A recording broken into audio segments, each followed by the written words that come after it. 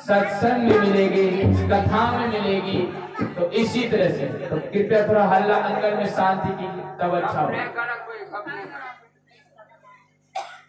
तो हम लोग को 4 फल की तीरथ इस सत्संग में मिलता है, इस कथा में, इस चर्चा में। अब कोई कोई गुरु परिवार शिष्य लोग मन में विचार करता है कि हो रहा है चर्चा, बात कर रहा सत्संग का।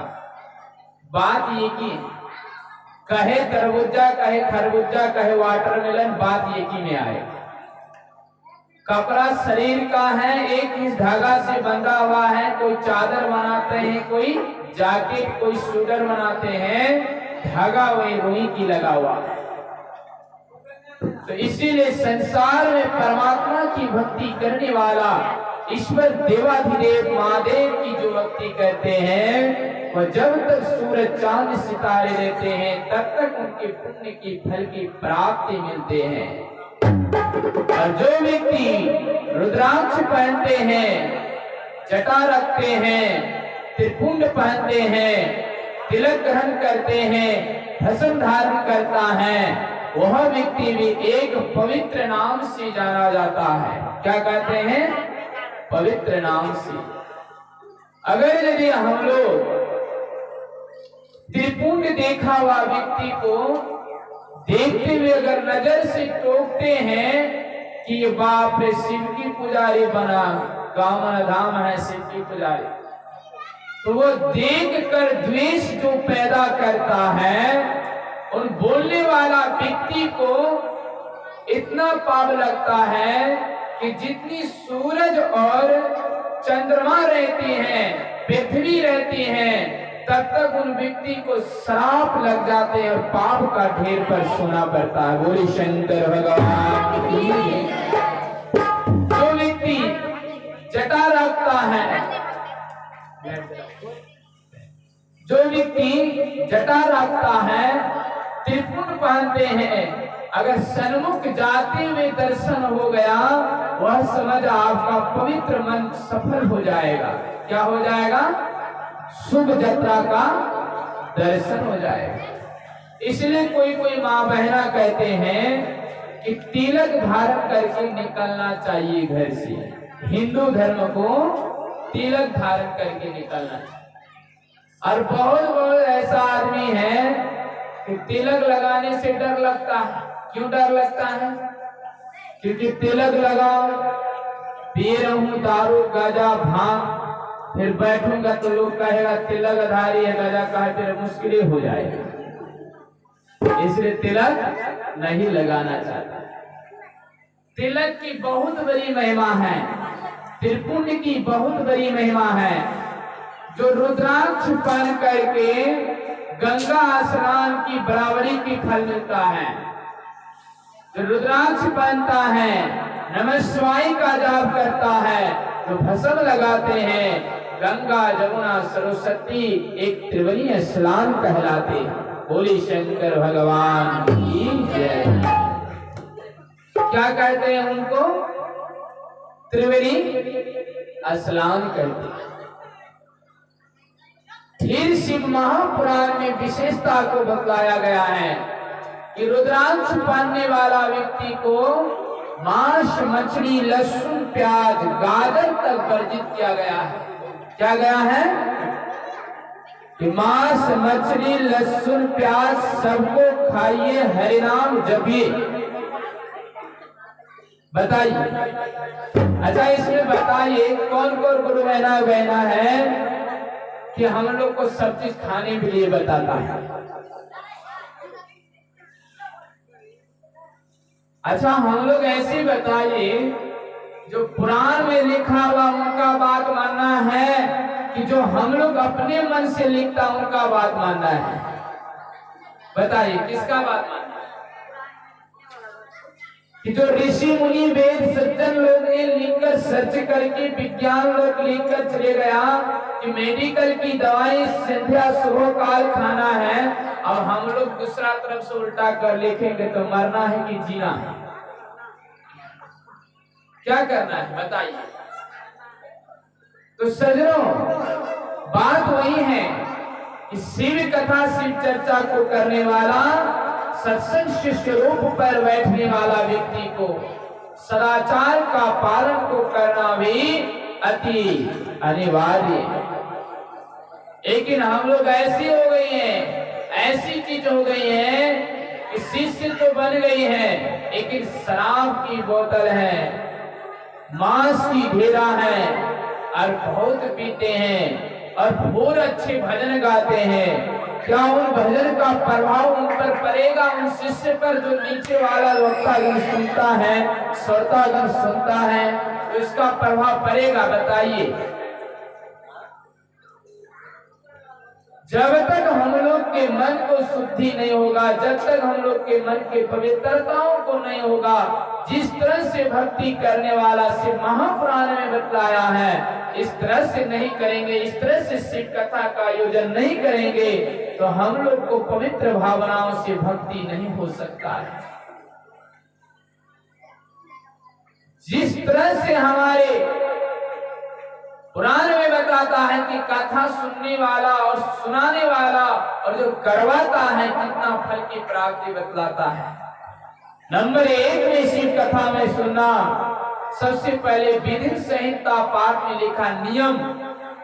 अच्छा बताइए, हम लोग बाद से आ गए हैं कादों का खेत से, भूख बड़ा जोर से लगा है, बहुत बड़ा। अगर यदि हम लोग को जोर से भूख लगा है, अब इच्छा नहीं जा रहा कि सूखा मुड़ी खाने के लिए, अब हाथों में भी कादो है, पैरों में भी कादो है, कीचड़ है, जो भी है, तो क्या उस समय आप पैर धोना चाहते हैं या डायरेक्ट उसी में आकर के खाना चाहते हैं? बताइए, आखिर क्यों धोना चाहते हैं? उसी में खा लेंगे तो मजा नहीं होगा, मजा नहीं होगा। बताइए आखिर क्यों नहीं मजा होगा? अरे भूख ना लगा है, जोर से आएंगे खा लेंगे। तो उसी तरह से शिव महापुराण कथा में बतलाता है सजनों कि जो भी व्यक्ति जहां से आते, जिस भी तरह से आते हैं, तो कथा करवाता है, उनके लिए सर्वप्रथम पानी जल की व्यवस्था को रखना चाहिए। जो वह व्यक्ति पैर हाथ अच्छी तरह धो करके बैठेगी और सुनने में मन लगेगी। कैसे बैठना है, किस तरह से कथा सत्संग में बैठना है, पुराण में बतलाता है कि अपने हाथ पर दूरी, दहिना पर ऊपर, दहिना हाथ ऊपर, शरीर सीधा करके अपने अपने आसनी पर बैठने कहता है। किस पर बैठने कहता है? अपने अपने आसनी पर। और उसमें बैठ करके हम लोग को शिव कथा का श्रवण करना चाहिए। जहां पर भी सत्संग हो, जहां पर भी चर्चा, अपने अपने आसनी पर बैठने से क्या होती है? अब आप कथा सुन रहे हैं, अब पड़ोसी वाला को सुनने का मन नहीं है, तो आप हिला देगा, डोला देगा, तो कथा सुनने का मन करेगा? नहीं करेगा। तो इसी तरह से जितने भी शिव शिष्यगण होती हैं, कथा है, अपने पवित्र अंग से मलमूत्र त्यागते समय पेशाब से पानियों की व्यवस्था करने कहता है। और दक्षिण दिशाओं के ओर, उत्तर भूमुख से नहीं, सूर्यदेव की मुख से नहीं, अच्छी तरह से दत्तवन 12 अंगुली को करके ब्रह्म मुहूर्त में उठ करके कथा को सुनना और पाठ करना, और ब्रह्म मुहूर्त में उठ करके हम लोग को ध्यान करना और शिव स्मरण शक्ति को करना, जाप ध्यान करना, मानस ध्यान करना, वंश ध्यान करना। इन 3 प्रकार के ध्यानों को शिव महापुराण में सारे शिव शिष्य को बतलाता है। लेकिन हम लोग क्या हो गए हैं कि मदिरा खाओ सेवन हुई, बड़ी लंबी लंबी बात बतलाए मंच धारण करके, मुंह गुटके पान बीड़ी सिगरेट सुपारी सबको चबके, ये चाल किसका हो गया? बगुला का चाल हो गया। शरीर बगुला उजला होती है, लेकिन अंदर से बहुत काला होती है। तो इसीलिए सजनों, कोयल को लाख मांझने से का सफेद नहीं हो सकता है काय, उसी तरह से इस मनुष्य शिव गुरु के शिष्य हमारे जितने भी शिष्य हैं, अगर कोयला है तो उजाला नहीं होगा, अगर कोयला नहीं है तो कुछ आप उजाला बन सकते हैं। बोली शंकर भगवान की जय। गुरु की बात को धरना होगा। गुरु का काम बहुत लंबी होती है। गुरु रूठ जाएगा तो भगवान कभी ना मनाने पाओगे। भगवान रूठ जाएगा तो गुरु आपको मनाकर भगवान के शिष्य पर पहुंचा सकता है। इसीलिए हम लोग को साधु के संग, संतों के संग रामायण में लिखा हुआ है कि जिन हरि कथा सुनी नहीं काना, वह कान सरवन रंध्र भवन समाना। कि जिनका कान हरि कथा नहीं सुहाना देता है, वह कान सांप का बीन के समान के बराबर होती है। क्या हो जाता है? सांप का बीन। जिन जीव हरि कथा नहीं सुन गाना, वह जीव मेढक के समान। तो इसीलिए सज्जनों, रामायण में लिखा हुआ है कि इन सत्संग के अनुसार से कहता है कि गुरु के साथ, साधु के साथ लगने से जैसे पलाश मणि जो पत्थर होता है, छूने के बाद लोहा सोना बन जाता है, उसी तरह से महात्मा और साधु के साथ रहने से हमारा भी मन एक सोना बन जाता है। बोले शंकर भगवान की जय। अगर यदि पलाश मणि पत्थर के साथ हम लोग छुएंगे लोहा को, तो क्या बन सकता है? सोना। और साधु महात्मा के साथ रहेंगे तो हम लोग का मन भी क्या बन सकता है? हीरा की सोना, सोना बन जा सकता है। तो सजनों, महात्मा के पास कोई पत्थर नहीं है। पत्थर वही है जो उनके पास शिष्टाचार, ज्ञान और व्यवहार का पत्थर जो रखा हुआ है, वही पत्थर उनके साथ है। क्या है? वही पत्थर है। उनकी परवाह, उनकी चाल, इनकी व्यवहार, इनकी आचार को देखकर जो शिव कथा में बैठता है, उनका ही मन पवित्र होती है।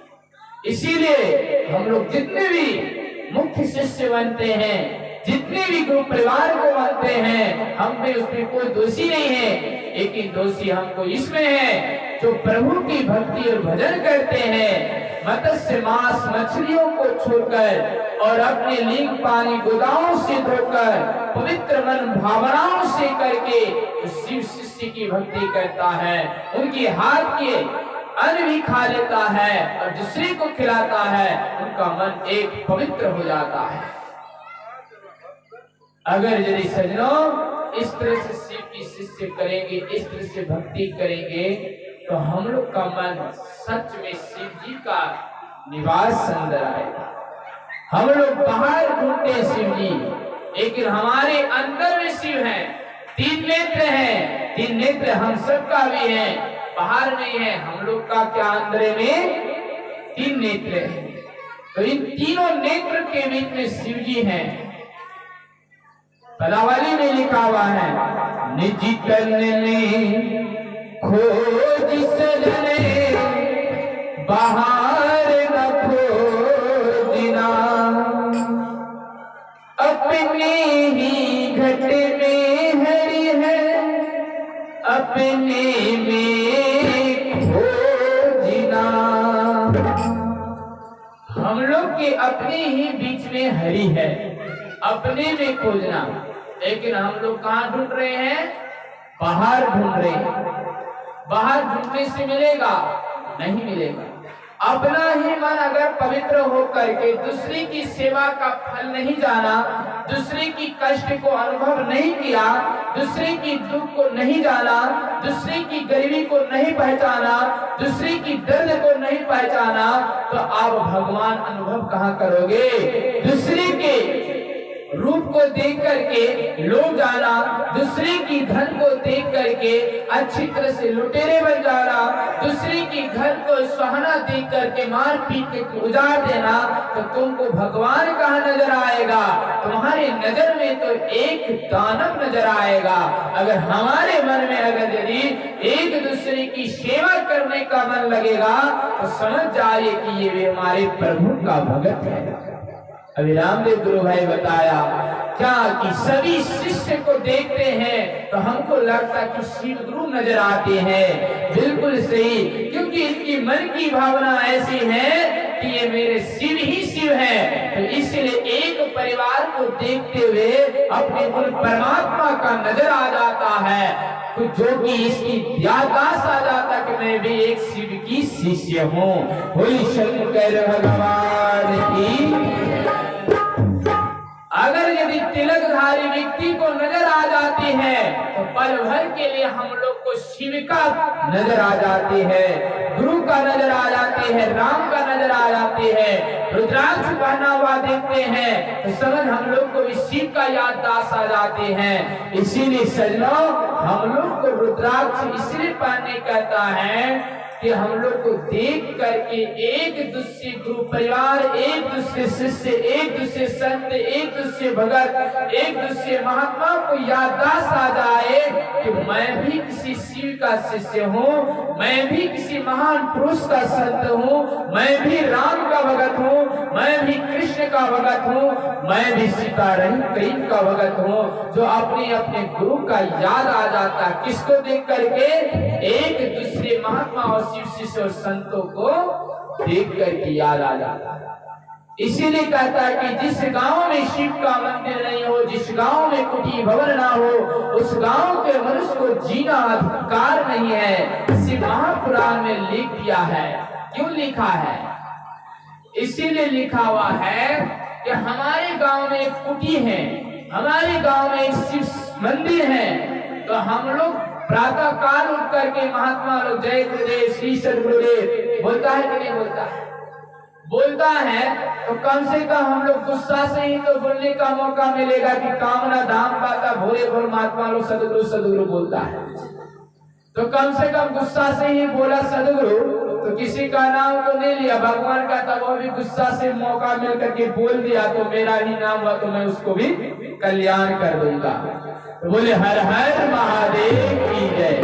अगर गुस्से से ही बोलेगा कि कामना काज पाता खाली हर हर महादेव बोलवे करता है, तो कम से कम वो भी तो गुस्सा से ही बोला हर हर महादेव, तो उसको भी मुक्ति हो जाता। बोले हर हर, तो हम लोग गुस्सा से ही बोले, कम कम नहीं बोलेंगे। तो बोले हर हर महादेव। लगता है गल्ला तो गुस्सा आया, अब नाक तक पहुंचेगा ना तुम्हारी ना कुछ नहीं बोलेंगे, डरो लगता है, क्योंकि हम लोग इंडिया से तो ही आदमी है। बोले हर हर महादेव। तो हम लोग को क्या करना है? थोड़ा गुस्सा से ही बोलना है। क्या बोलना है?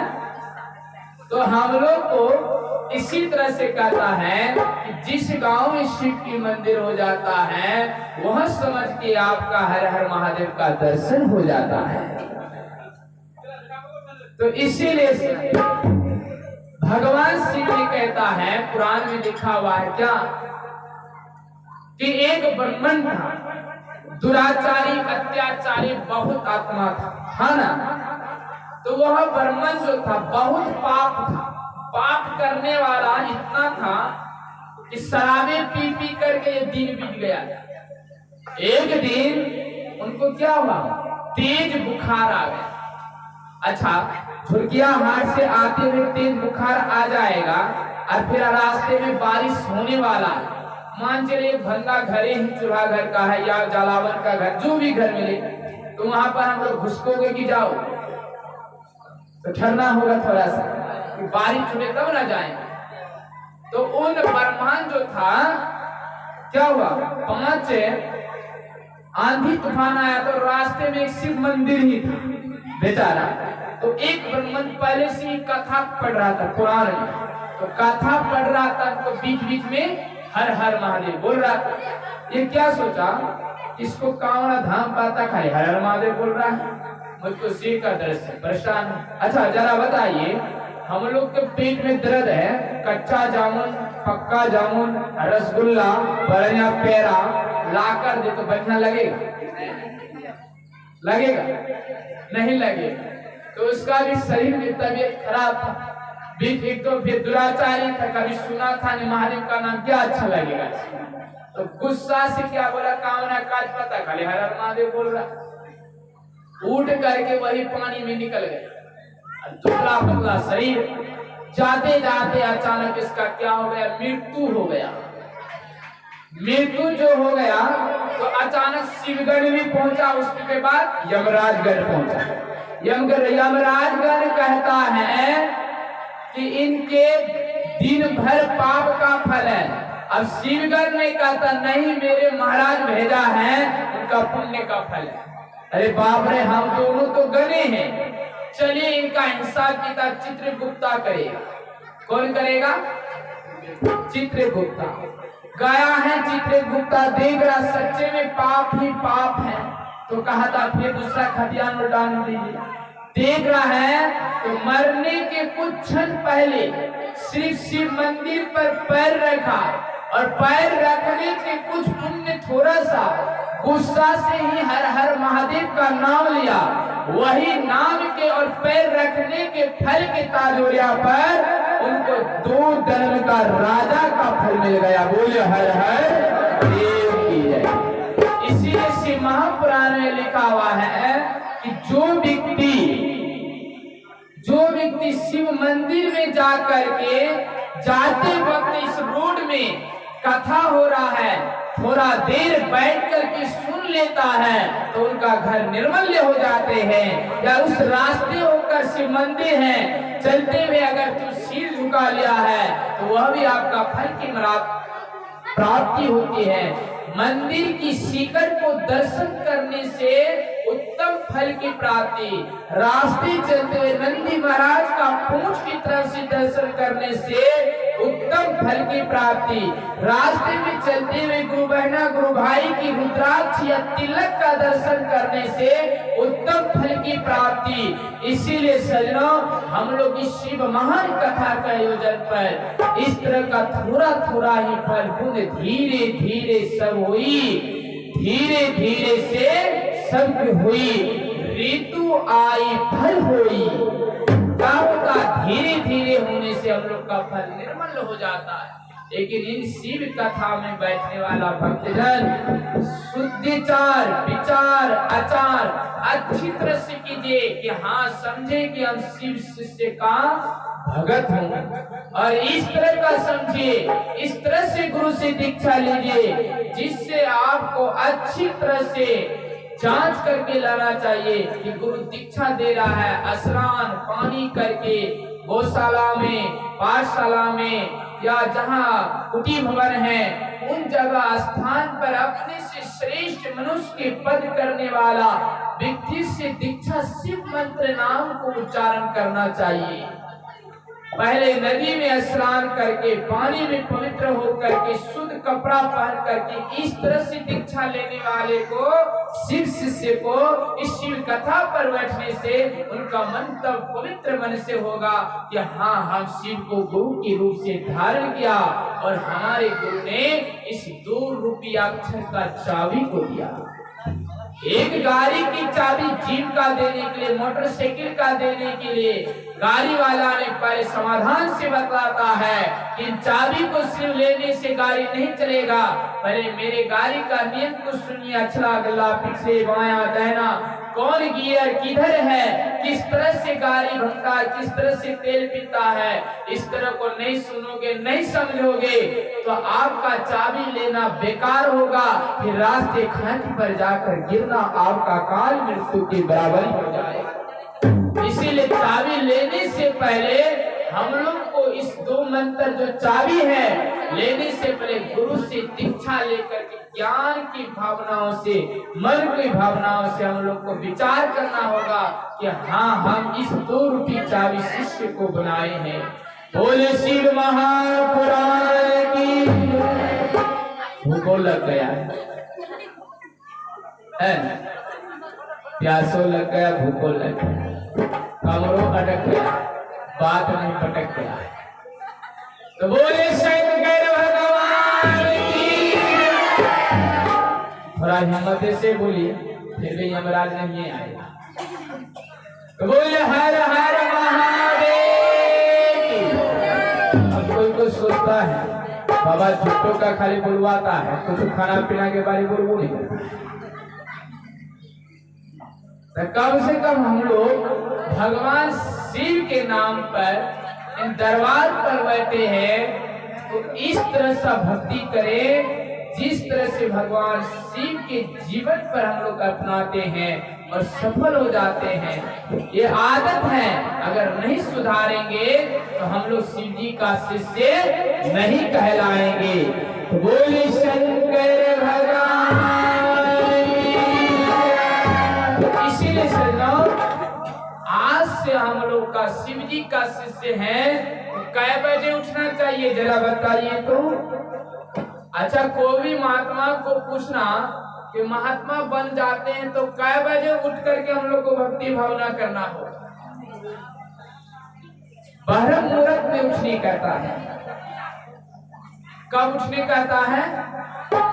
ब्रह्म मुहूर्त 3:45 से लेकर 5 के बीच में भक्त को उठना चाहिए। अब ब्रह्म मुहूर्त में उठने वाला व्यक्ति का मन हमेशा पॉजिटिव सोच होता है, नेगेटिव। चाहे मेरे घर का हो, चाहे आपका घर का, चाहे किसी का भी घर पर हो, जिस बच्चा अगर मुहूर्त से पहले नहीं उठता है, 8 बजे 9 बजे उठता है, वह बच्चा देखना काम का आलसी होगा। तो कोई काम का हो कुछ बतलाइए, वो कहेगा हाँ हाँ करते हैं, आते हैं थोड़ा सा। और जो व्यक्ति अगर मन में सोचेगा कि नहीं 4 बजे अगर उठेंगे, ध्यान कीजिए, अपने इष्ट देव से दया मांगिए कि हे प्रभु, जो भी अपना इष्ट मानते हैं कि मेरे दिन भर कार्य का सफलता हो, तब आपका काम सफल होगा। खाने वाला, पीने वाले वाला तो पहला दया क्या मांगता है कि हे प्रभु, पहले हाथ में मेरे खानी हो जाए। फिर बीड़ी पीने वाला कहेगा हे प्रभु मेरा बीड़ी हो जाए। तो उस तरह का व्यक्ति को दिन भर में सुखी नहीं। शराब पीने वाला तो बोतलें ही छावेगा। तो इसीलिए सज्जनों, भगवान की भक्ति में बैठे हैं, ध्यान से बैठे हैं। गरीबी किसके घर में है? गरीबी हम सब के घर में नहीं, हम सब आलसी के घर में गरीबी है। हम लोग कहते हैं ना कि गरीबी बहुत है। अरे पैर से ऊपर तक जिसका शरीर ठीक ठाक है तो वो गरीबी है कि आलसी है? देख रहे हैं कि हाथ पैर सब चीज ठीक है, वह गरीब कैसे? गरीब इनका जिनका हाथ नहीं है, पैर नहीं है, आंख नहीं है, उनको गरीब माना जाता है। धन होता है उनको भी गरीब माना जाता है। अरे आपके शरीर में हाथ पैर ठीक है, पशु पक्षी जीव जंतु का पैर हाथ ठीक है, पंख ठीक है, उड़ करके भोजन अपना बनाता है। भगवान तो नहीं कहता कि ये पक्षी है तो हम भोजन इसको खिला दे। माल जाल है तो नहीं कि इसका 4 पैर है, बंधा हुआ तो भोजन अपना ही खाना पड़ेगा, अपना ही कार्य। जैसी कर्म करोगे ऐसी फल मिलता है। इस कर्म के कारण से हम लोग गरीबी और दुखी और भावनाओं पर छिपे रहते हैं। आज हम लोग सबको कहते गरीबी है। अरे कोई बिजनेस कर लीजिए, कार्य कर लीजिए, कहीं जाइए, कोई बहुत प्रकार की व्यापार कर लीजिए, आपका वही आपको फल की प्राप्ति मिलेगा। वही शिव कथा के अध्ययन से, वही मुहूर्त से उठिए। 12 घंटा रात्रि, 12 घंटा दिन, उसमें फिर 6 घंटा सोना है, 2 घंटा खाना पीना है, फिर आराम है। तो समय कहाँ है? इस तरह से निकाले कि हम फिर भगवान का भजन भी करें, सत्संग भी करें, ध्यान भी करें, भजन भी करें। और हम लोग का फिर इस तरह का अमली और बुद्धि और किस तरह से खाएं कि हमारे इज्जत का फल मिले। बोले शंकर भगवान की जय। इसीलिए मुहूर्त पर उठना चाहिए। मुहूर्त में उठ करके सभी शिष्य गुरु परिवारों को उठ करके ध्यान कीजिए शिव के नाम से कम 1 घंटा, आधा घंटा मन में स्थिर होगा। लिखा हुआ शिव महापुराण में पाप रूपी अगर आपके अंदर है, सेल से भी बड़ा पाप से भी पहाड़ों जैसी पाप है, ध्यान से आपका कर जाए। कैसे ध्यान करना है? से महापुराण में शिव जी कितना वर्ष ध्यान किए बताइए? 87 वर्ष। और हम उनका शिष्य होकर कहते हैं अंडा मुर्गी खाएंगे, ध्यान सवेरा न करेंगे, फिर उठ करके मुर्गी चिबाई। ऐसी ध्यान होगा? ध्यान उनकी शिष्य हैं। 87 वर्ष ने तो 87 मिनट कीजिए, 87 मिनट ना हो तो कम से कम भगवान के दरबार में। शिव महापुराण में लिखा है, जितना शब्द लिखा हुआ है शिव महापुराण में ओम नमः शिवाय का मंत्र पर, उतना कई हजार गुना बार आपको जाप करना होगा। बोल बोल करके वंश ध्यान, धीरे धीरे मानस ध्यान, ना होठ ना जीवा, देना पैर ऊपर, दहना हाथ ऊपर, शरीर सीधा करके इंगला पिंगला सुषमा पर ला करके भगवान शिव के ज्योतिष प्रकाश का ध्यान कीजिए कि इस माथे और कपाल पर हमारे शिव की नेत्र है और हम सब का भी नेत्र है। अगर हम लोग इन 9 द्वार के क्षेत्र को बंद करा हुआ खुला हुआ है, ये 10वां द्वार क्षेत्र जो बंद है, तो ध्यान रूपी के द्वारा से ही खोलेगा और प्रकाश का अनुभव हो जाएगा। तो समझ लीजिए आपका 10वां द्वार खोल गया। क्या हो गया? 10वां द्वार खोल गया। किस तरह से? भगवान की भक्ति करके, ध्यान करके, बोल करके, मन ही मन आपका विचार आ गया कि प्रभु का दर्शन आता। 10वां द्वार। बहुत कोई मनुष्य देखिए आंख बंद करने से क्या दिखाई देता? सोना की चांदी की अंधेरा, अंधेरा। आखिर 2 आंख है, क्यों अंधेरा दिखाई देगा? लाइट बंद कर देंगे, सारे बल्ब बंद कर देंगे तो क्या दिखाई देगा? बताइए। अंधेरा। क्यों आखिर अंधेरा दिखाई देगा? 2 आंख है तो अंधेरा क्यों दिखाई देता है? परमात्मा वही कहते हैं कि जो बैठे बैठे ज्योतिष प्रकाश की दर्शन हो जाती है, वही शिव का प्रकाश है। बहुत कोई कहते हैं, शिव चर्चा में देखते हैं फोटो लगा रहता है, गोल गोल गोल गोल बूंद है, इसका मतलब पूछेंगे तो सब शून्य है। समझ जाइए कि वही बूंदी शिव का प्रकाशमय है, उजाला की किरण है, जो प्रकाशमय है। ना मोटा है, ना गोल है, ना पतला है, ना आकार है, ये निर्गुण सगुण से परम पार परे पार है। लिखा है संत मत की किताब में, सब क्षेत्र छर अरुछर छरे पार में, निर्गुण सगुण अरुछर पार में। क्यों लिखा? क्षेत्र माने शरीर। भगवान ये शरीर से भी पार है, ये निर्गुण सगुण से भी पार है, सतगुण तमगुण से भी पार है, यानी तीनों गुण से पार है। इसलिए भगवान का जो 3 बेल पत्ता है, ये 3 गुण से परे पार है। इसीलिए भगवान शिव का भक्ति करने वाला व्यक्ति जो छूट कर दूसरे भगत में जाता है, महामूर्ति की सफलता में है। और सारे संसार शिवमय है और सबके अंग में 12 ज्योतिर्लिंग समाया हुआ है। बिना 12 ज्योतिर्लिंग का कोई नहीं है, ना कोई शरीर है। अब कहोगे कहाँ कहाँ 12 ज्योतिर्लिंग? जितने भी कटे अंग है, ये सारे लिंग कहलाता है। नाक कटे हैं, आंख कटे हैं, जीभा कटे हैं, दांत कटे हैं, हाथ की जोड़े, पैर की अंगुली, कान की भाग कटे हैं। ये सारे मिलाकर के 12 होता है।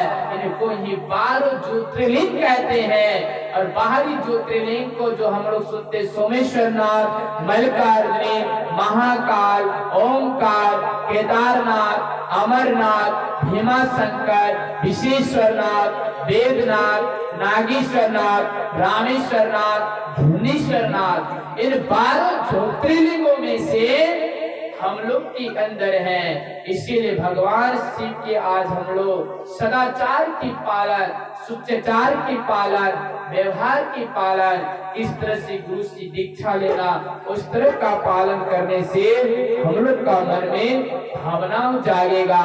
तब हम लोग को क्या होगा? भक्ति से उत्प्रेरित होगा। तब हम लोग को लगेगा कि हाँ सच्चा भक्ति कर रहे हैं। बोल शंकर भगवान की। तो हम लोग का समय इंतजार कर रहा है, उस समय के अनुकूल हम ही बताएंगे। तो इसीलिए एक भजन के माध्यम से हम लोग भजन यहाँ से एक वक्त दृश्य को विराम देंगे। कुछ गुरु बहनाओं के मुखारित माता की भजन सुनकर तब हम लोग आरती पर जाएंगे। एक बार हाथ उठाकर बोले शंकर भगवान।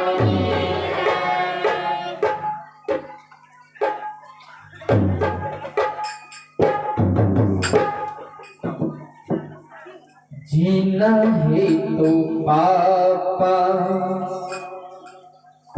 जीना है तो पापा, शराब मत पीना। आवाज दीजिए ना, उसमें आवाज क्या? जीना है तो पापा, शराब मत पीना। सबको ताली मारना। कहता है कि जिस डॉक्टर में गंदगी फेंकने वाला ट्राली ना, उन डॉक्टर बेकार है। जिस मोबाइल में बैटरी ना हो, उस मोबाइल भी बेकार, मोबाइल भी बेकार है। जिस गांव में गंदगी साफ करने वाला नाली ना हो, उस गांव भी बेकार है। तो इसीलिए जिस सभा में, जिस सज्जन के ससुराल में साला और साली ना हो, उनमें ससुराल बेकार है। और जिस भरी सभा में बैठ करके दो हाथ होता हुआ भी जोरदार ताली ना हो, वह भी सभा बेकार है। अगर जिस सज्जन के ससुराल में साली हो तो 80 साल का बूढ़ा भी कहेगा कि जवान होकर खड़ा हो जाएगा। अगर जिस भजन में हम लोग का जोरदार से ताली हो, जिस गुरु बहना गुरु परिवार के संतों को भजन करने का मन नहीं है, तो दूरी रोड से बैठ करके सुन रहा है, अगर ताली बजा रहा है तो दूसरा दिन बैठने का मन करेगा, तीसरा दिन सुनने का मन करेगा, चौथा दिन गाने का मन करेगा, पांचवा दिन वह भी कहेगा कि हम भी शिव शिष्य बनने का मन करेगा। इसलिए हम लोग को ताली बजाना चाहिए। तो इसीलिए भगवान की भक्ति में आइए हम। जीना है तो पापा, शराब मत पीना। जीना है तो पापा,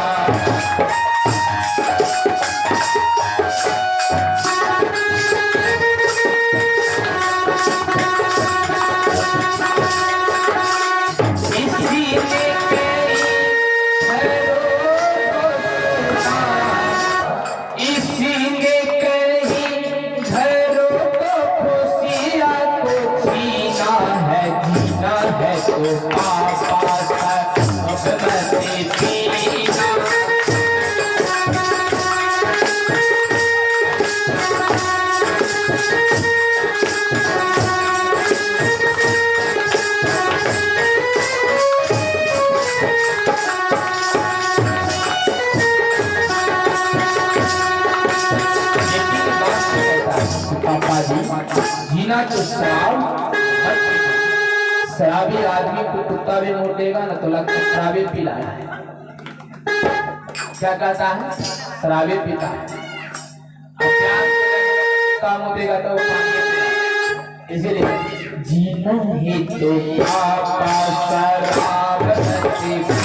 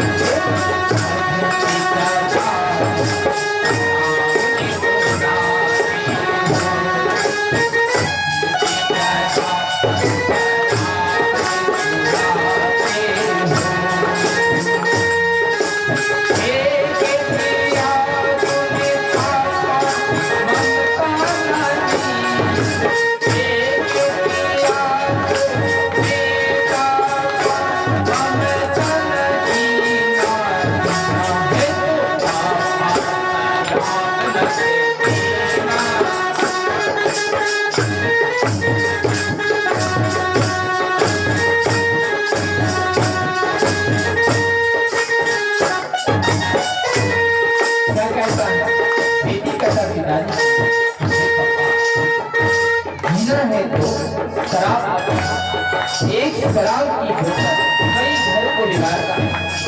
कई मुश्किल से 2 रुपया कमाते, वह आधा से ज्यादा शराब में उड़ाते।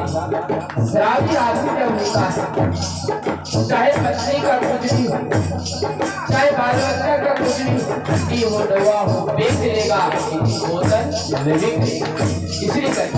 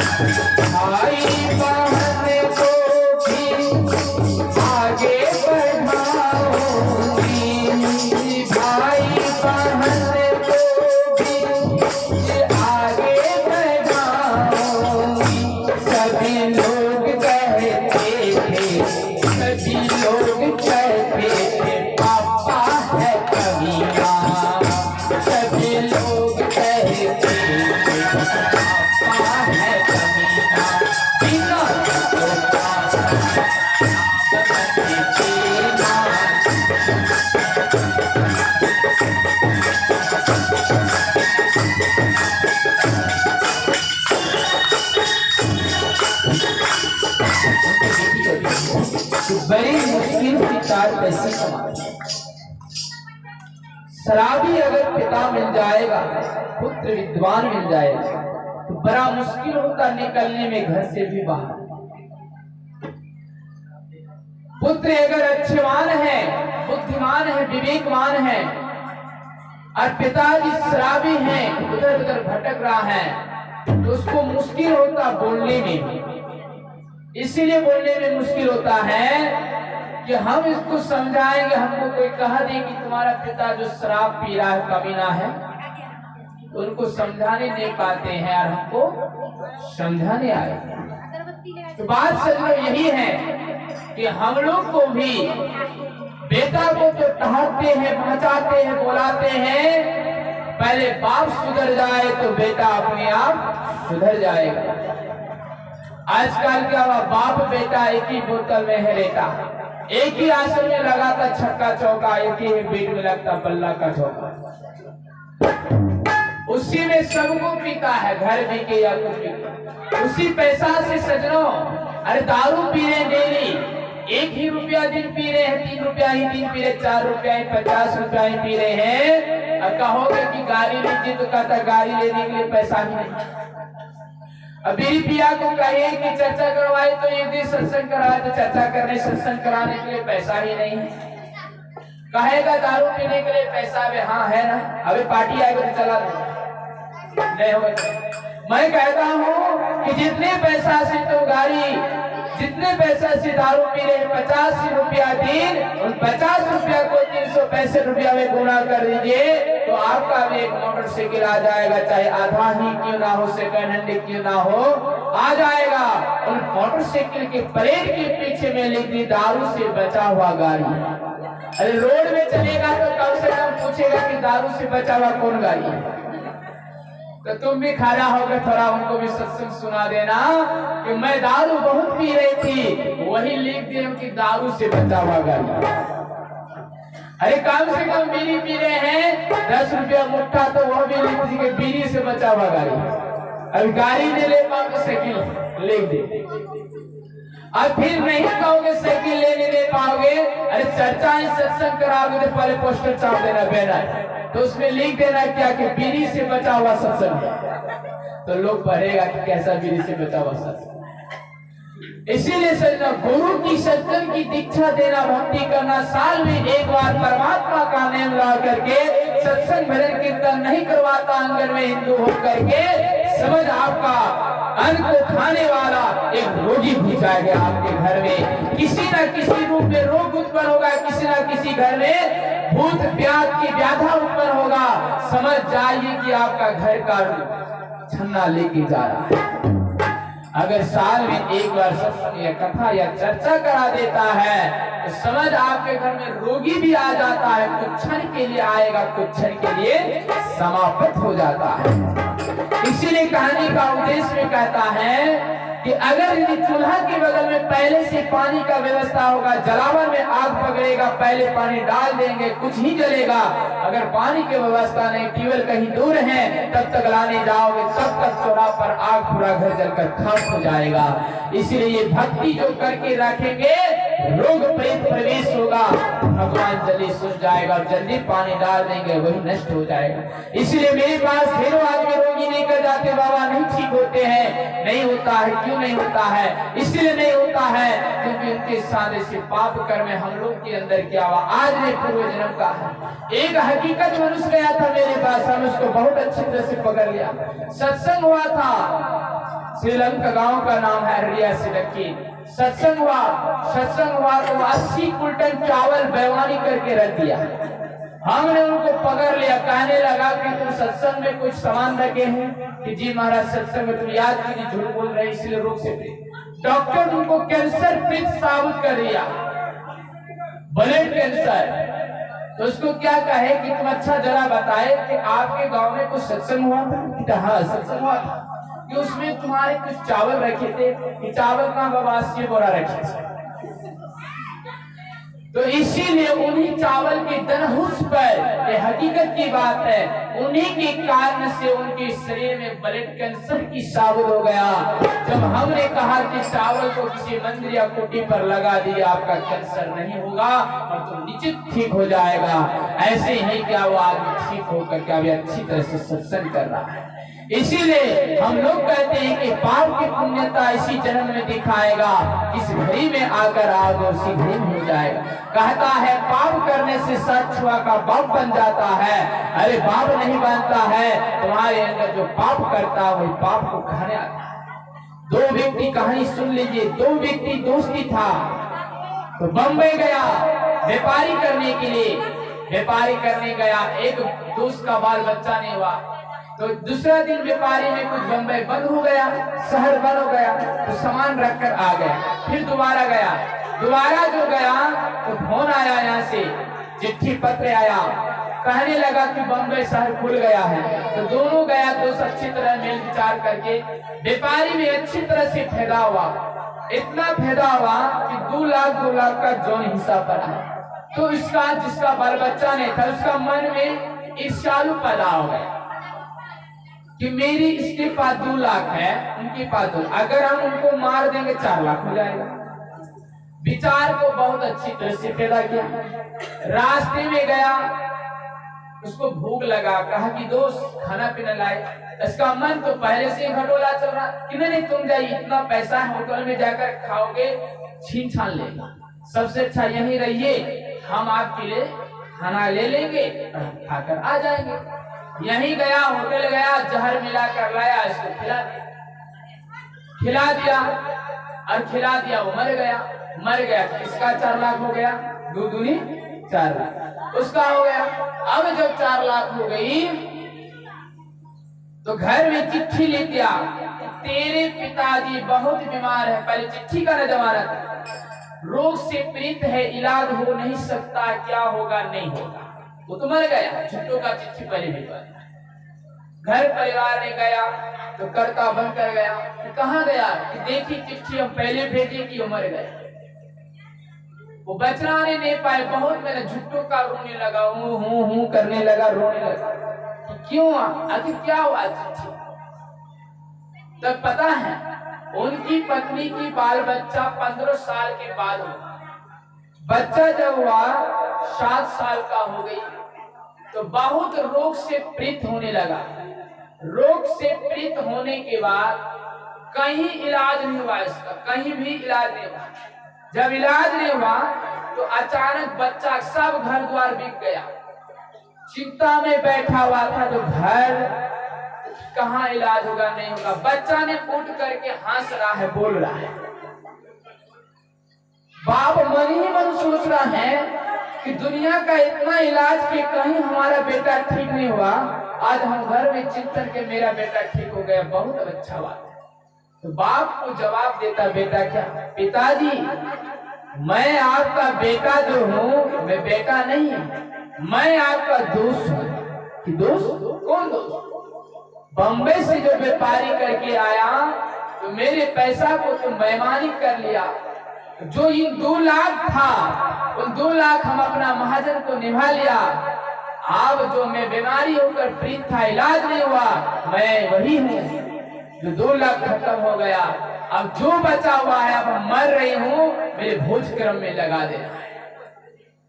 तो इसीलिए वो कहता है कि 7 छुआ का पाप होता पाप करने से। तो उसी तरह से सज्जनों, अगर हम लोग कष्ट निभाते हैं, अगर संतान एक दूसरे को दुख देता है, इसी जन्म का इस पाप का भोगना पड़ता है। इसलिए हम लोग शराब पी करके जो गाड़ी नहीं ले पाते, शराब पी करके सत्संग नहीं करवा पाते हैं, जिसको भगवान के नाम से दान पुण्य नहीं दे पाते हैं, समझ जाइए आपके घर में नर्क का दरवाजा खुला है।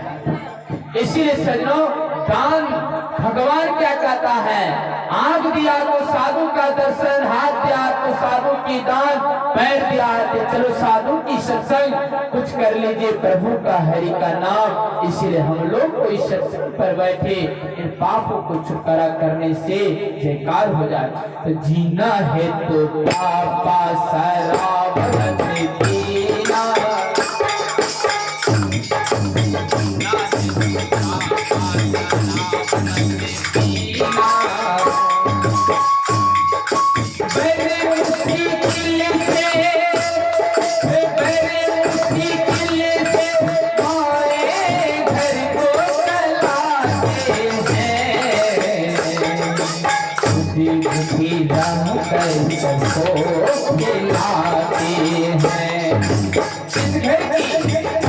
दारू पीता है, बड़े मुश्किल से उनके माँ बाप ने उन्माने होकर बेटा को पढ़ाता है, भूखे रहकर दूसरे बेटा को खिलाता है। अरे उस सज्जन के घर में शराब पीने वाला क्या दशा होगा। अरे जो शराब पी करके बच्चा को इंजीनियर बना दोगे तो आपकी बेटा के कारण से आपके गांव का नाम का रोशन होगा और आपका बेटा ने पूरे गांव का रोशन हो जाएगा। जीना है तो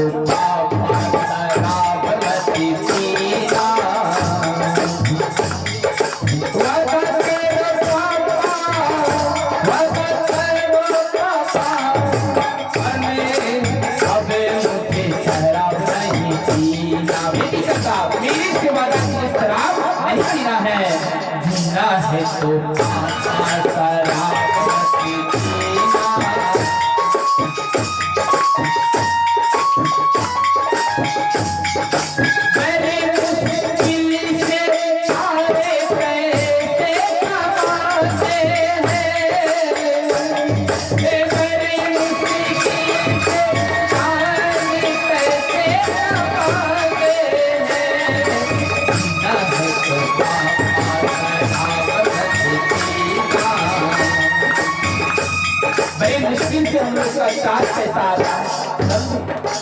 तो शराब पीने वाला, अरे कहता ना भी गुरु भाई बताया शेषराज 80 बीघा जमीन बोतल में, तो समझ जाइए कि हम लोग का 80 बीघा जमीन क्या कुछ एक ही कट्ठा जमीन एक ही चीजें बोतल में घूम रहा है। अरे हम लोग को शराब क्या है, कहता शराबी पीने वाला चैन आता नींद आता, जब तक नशा तब तक चैन, तब तक बसा तब तक बेटी। कलियागढ़ की एक आदमी था, उनको हो गया पैसा 40,000 खो गया, 2 मोबाइल खो गया। आया मेरे पास, तो बाबा बताइए ना क्या हो, क्या हो? शराब पिए थे, यहाँ पिए थे, तो कदम के गाछ में सोया हुआ था। हाँ बाबा सोया हुआ, 40,000 था, हाँ हो गया। उन्होंने कहा इतना पैसा खोया कि बाबा 4 गो बेटी है, शादी कैसे दिलाएंगे, इसीलिए शराब पीते। अच्छा ठीक है, 4 गो बेटी है, 40,000 खो गया तो बेटी का शादी हो गया? नहीं हुआ। तो फायदा हुआ कि घाटा हुआ? आपको पता है हम भी पिएंगे शराब को, तो घाटा हो गया। तो आज वही व्यक्ति अच्छी तरह से कुटी बना लिया। तो सज्जनों, हमारे 4 बेटी है, उपयोग करना होगा इसकी कि शराब पी करके बेटी को देख करके दुखी नहीं होना है, शादी कैसे दिलाना होगा। अरे परमात्मा पर भरोसा रखना कि 4 बेटी है तो शराब पीकर माधन मरेगा, कमाने से मिलेगा। इसीलिए भगवान के दरबार पर आए तो हम लोग को शराब नशे चीज और शिव की शिष्य में जुटे और कहते हैं शिव शिष्य की गाजा पीते भोलेनाथ भांग पीते, ये झूठ फूट की बात है। न भोलेनाथ मेरे चिलमधारी न गजाधारी है, भोलेनाथ एक महात्मा और संत स्वरूपधारी है। जो इनका रूप और विराट रूप को देखोगे तो पहचान नहीं पाओगे। तो हम लोग कहते विष पिता धतुर पिता कब पिया? भोलेनाथ ने जब विष को पिया हम लोग की रक्षा के लिए और विष को काटने के लिए धतुरा को पिया तो अंदर ले गया और कंठा में धारण करके रखा, इसीलिए उनका नाम नीलकंठ कहलाते हैं। अगर हम लोग भी गुस्सा को शांति से प्रीत करके रखेंगे तो हम लोग भी नीलकंठ कहलाएंगे। बोले शिव महापुराण की। इसीलिए हम लोग का समय हो चुका। अब आइए माता की भजन से हम लोग कीर्तन भक्ति को विराम देंगे और फिर प्रातः काल है। प्रातः काल हम लोग शिव की जटा के बारे और सांप के बारे बागम के बारे इस सब के बारे हम बताएंगे कि शिव का बागंबर क्यों पहना जाता, जटा क्यों बना जाता, इसीलिए इनके बारे में शिव कौन है और शिष्य कौन है और शिव कहाँ है, भोले शंकर और लिंग कैसे उत्पन्न हुआ, क्यों पूजा किया जाता है, इसके बारे में बताएंगे। भोले शिव महापुराण की जय। आइए माता के भजन से विराम लें। बोली जय माता दी, जय माता। माता